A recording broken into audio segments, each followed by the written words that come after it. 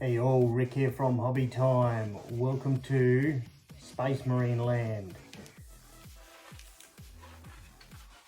So we're on to part 2 of the Marine build series, guys. Today we're going to do the bolt gun or bolter. So we're doing a 1-to-1 scale, which is pretty big in real life terms, but let's just get straight into it and go to this build.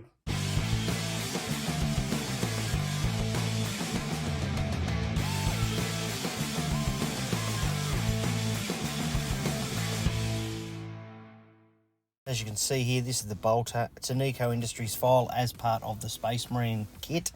I have downloaded that along with the full armor. Guys, seriously, jump on Nico Industries. It is amazing. 15 bucks a month, thousands of files, that much cosplay stuff. You cannot find anywhere else that is that packed. Now you can see here we've just started the build, doing some prints and bits and pieces, some test fitting going on here just to make sure the scale is right for myself. Can't have a Space Marine build without the Eagle, and now you can't have the Space Marine build without a Gold Eagle. But as you can see, starting to test fit bits and pieces and giving a sense of scale and everything like that.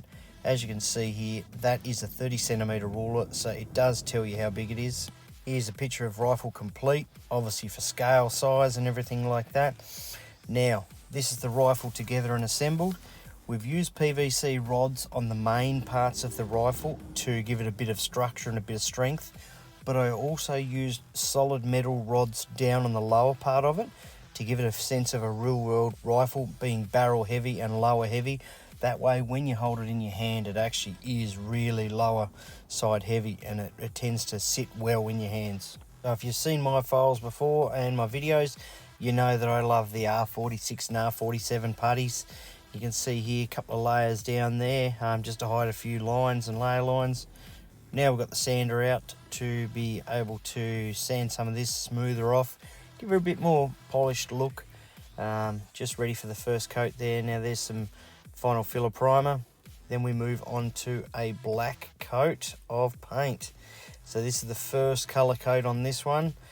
We ended up with 2 coats of black just to give a bit of thickness and a bit of structure and depth for when we add shadows. Now here we've got the shadow blue effect, so it's a chrome silver and then a transparent blue on top of that for something a little bit different. Now this is something a little bit new here, bit of detail work and weathering.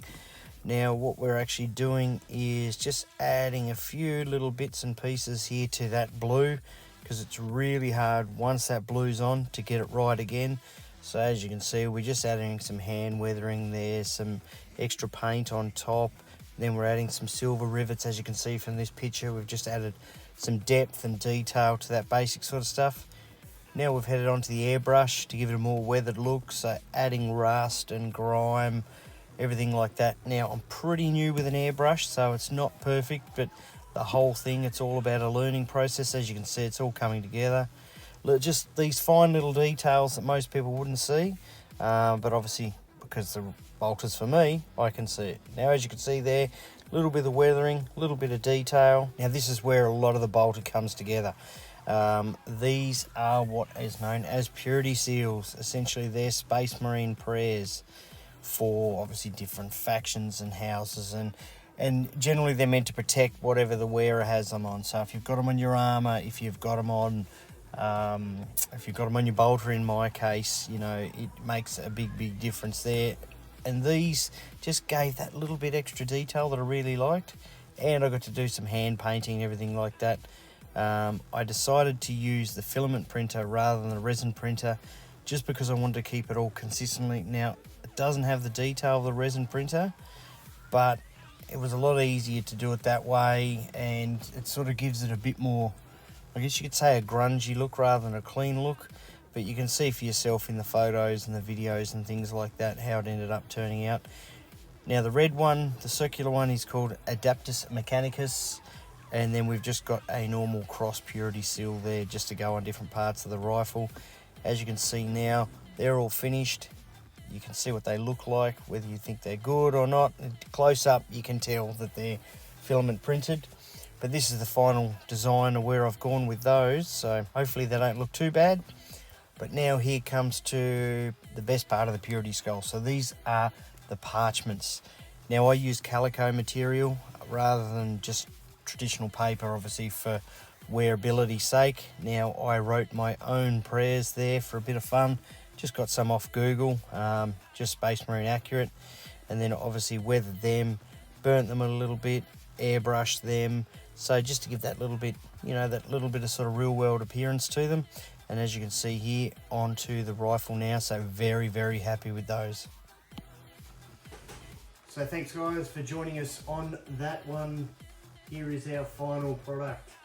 Purity seals intact. Quite happy with how this has turned out. Maybe about 2.5 kilos. I have used metal rods and metal weights to give it a bit more top heavy feel, sorry, bottom heavy feel. But yeah, stay tuned for part 3 where we work on the shoulder and cape for the Space Marine. If you enjoy this series, like, subscribe, comment, everything like that, so we can build this YouTube channel and keep going on this 5-month build. Thanks for tuning in, guys. We'll see you soon.